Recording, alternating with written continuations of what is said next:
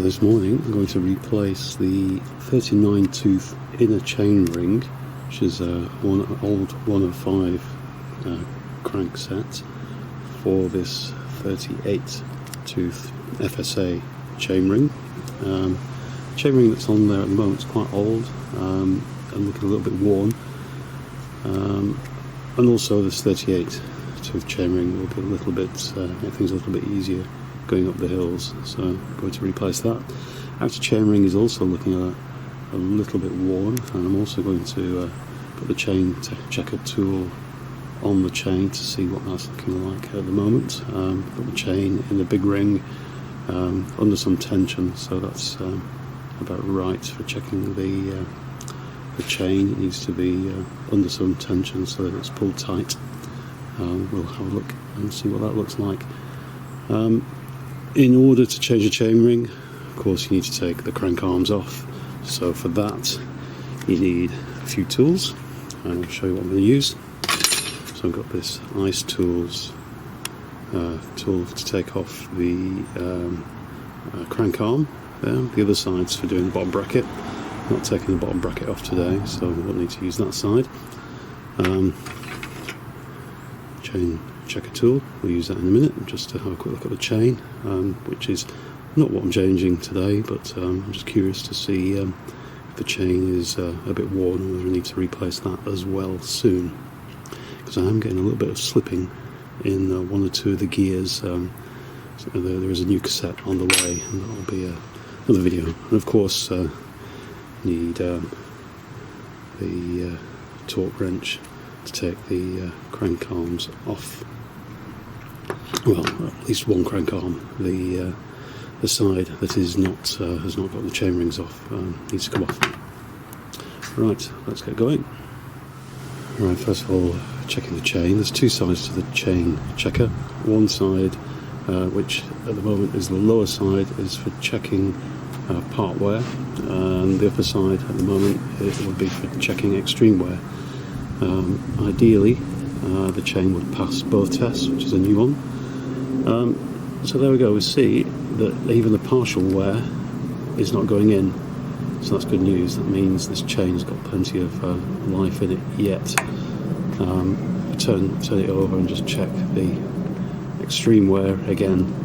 It doesn't drop in, so that means that the chain's got lots of life left. These tools are only a couple of quid, so yeah, I recommend getting one of these, because the first thing to go is your chain, and if the chain is stretched, it will start damaging the cassette, and then it will start damaging the expensive chain ring, and you'll have to replace those earlier than necessary. So yeah, recommend getting one of these and checking your chains every couple of months or so, just to see how the stretch is getting on, and replace the chain as necessary.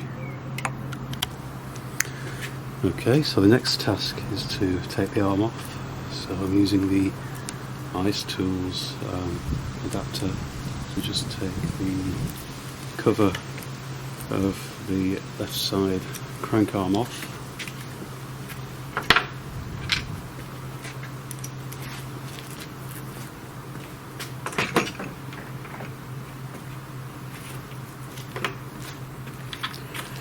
And then we can access the 5mm bolts on either side of the crank arm to remove it.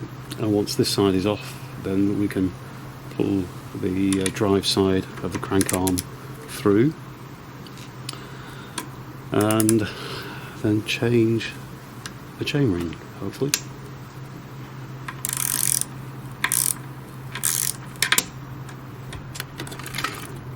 And this side, this bolt looks a little bit dirty, or it's clean. Oops.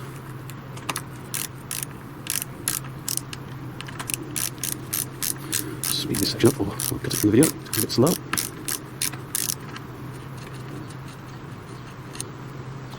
Bolt off.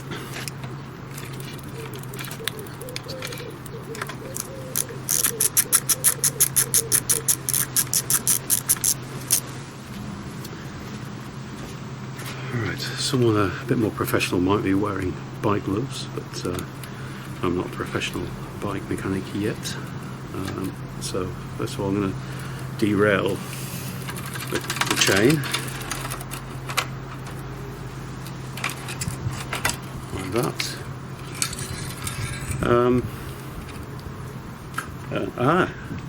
And the crank came out very, very easily. That's a good sign. That's good. Nice and easy. Right, now we can get on with removing the chainring and putting the new one on. Right, what you have to do to get the chainring bolts off, and I don't know if this is going to show up very well, is that you have to have a Torx screwdriver on one side to turn the bolts, but what the bolts screw into also turns, and so you have to have some piece of metal, or you can actually buy a proper tool that goes into these slots to stop the other side of the bolt turning. And when you do that, you can then unscrew the bolt without the other side that captures the bolt thread and the turning, and then you can actually get the bolt out, like you can see. And you have to repeat that 5 times because there are 5 sets of bolts, because this is a 130mm BCD, large double chainring rather than a compact. So you have to repeat that 5 times. Some of the bolts in the chainring are a little bit more reluctant, so you have to use a stronger tool than a small spanner or a small screwdriver.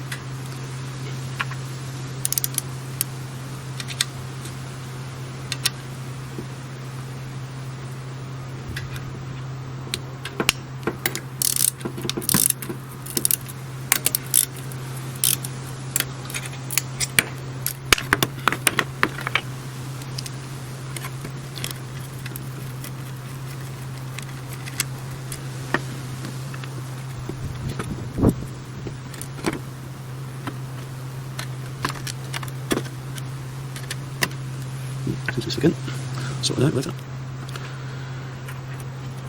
So that's the old inner chainring off, all 5 bolts out. So I'm just going to clean it up a little bit, and then I'm going to do a little mass test for those weight weaners amongst you, just to see whether this is any heavier or lighter than the new one. I've got to say, it doesn't feel like there's much in it, to be honest, so possibly slightly pointless, but hey, we can do it, so why not? Okay, so we're going to weigh the old 39 tooth inner chainring, 105, 37 grams. Now, drum roll please, will the FSA new 38 tooth chainring be any lighter? 32 grams, I've saved 5 grams! Wow, definitely get up the hills quicker now. Okay, let's dry fit the new chainring on to the outer chainring. There we are. Seems to fit perfectly. So now I'll just get the 5 bolts on and put it all back together again. I'll put a little bit of grease on the spindle here, or the axle, then put it all back together again, and we'll do a shift test when that's done. Speak to you soon.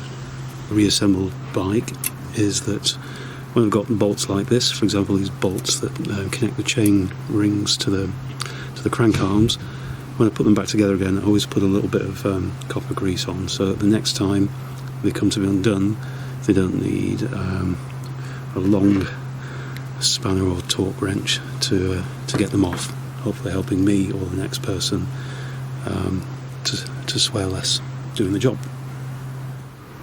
Okay, just putting the left hand side crank arm back on now.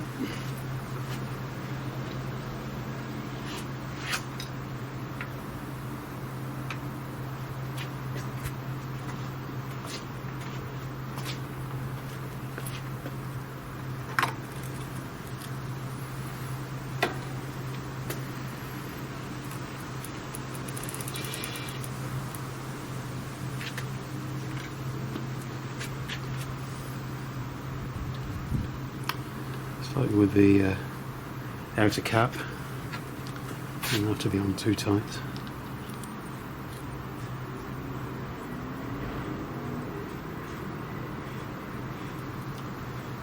Just I think hand tight will do.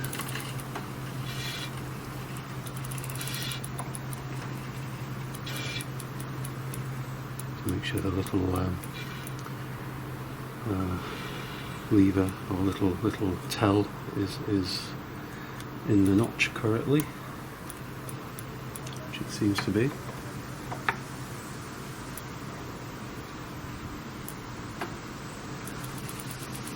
Right. I'll get the bolts in. Okay, so just putting the left side crank arm back on, torquing the bolts up.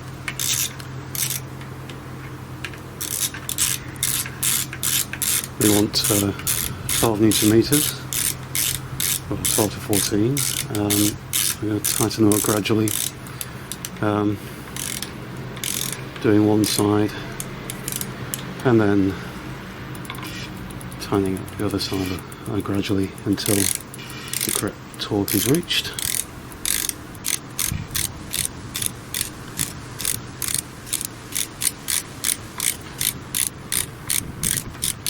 It's a bit dull, so I might cut out some of this bit.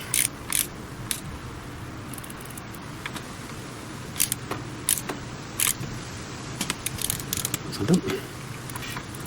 And just get inside to 12. There we go. All done.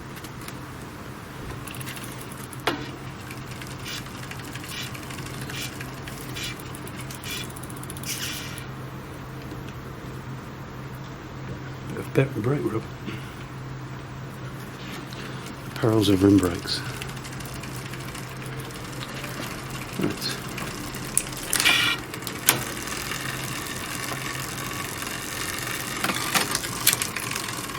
All seems to be working. Job done.